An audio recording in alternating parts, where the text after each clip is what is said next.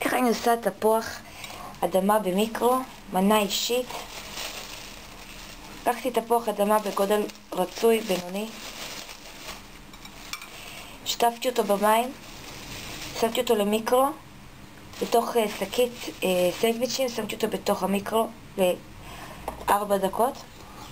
עכשיו אני לוקחת את הסכין, וכמובן מזלג כי זה חם. חותכת אותו לאמצע.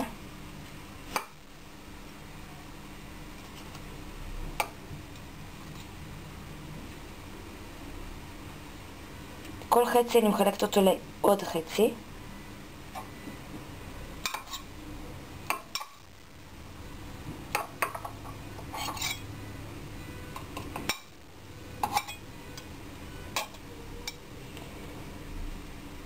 עכשיו אני מחלקת את זה לעוד חצי. זה שחילקתי את התפוח אדמה לשמיניות.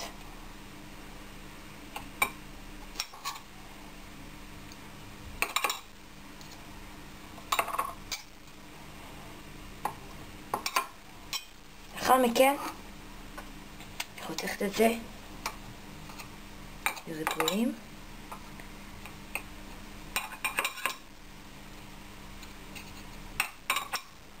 זה לי כמו או רביעיות או חמישיות, או 4 ריבועים בשורה או 5 ריבועים בשורה. במקרה הזה יצא לי 5. כל גודל של תפוח אדמה יצא בגודל שונה. אם התפוח אדמה גדול יותר, זמן השהות שלו במיקרו גבוה יותר. לוקחים מלח, מפזרים לפי טעם, לוקחים פלפל שחור, גם מפזרים לפי הטעם. מי שרוצה יכול להוסיף עוד תבלינים. לוקחים שמן זית,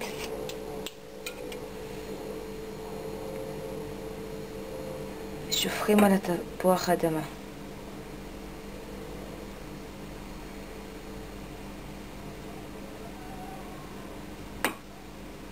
כמו בסלט. לאחר מכן אני מכניסה לתוך תנור או לתוך טוסטר אובן לבין רבע שעה ל20 דקות.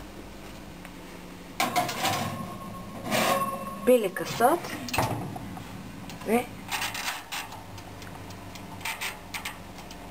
שמתי פה כרבע שעה. החום הכי גבוה משתי הצדדים, גם מלמעלה וגם מלמטה. נתראה בעוד רבע. אוקיי, אחרי רבע שעה תפוח האדמה שלנו מוכן. תיזהרו, זה חם.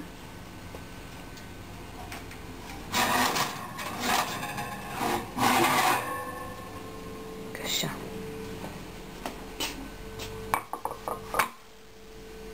קיבל קצת קריספיות מלמעלה, קצת צבע חום. אוקיי, עכשיו אפשר לאכול את זה ככה. אפשר עם כל תוספת שרוצים, שניצל או מה שאתם רוצים. אני אוכלת את זה עם מלפפון בחומץ. שיהיה לכם בתיאבון.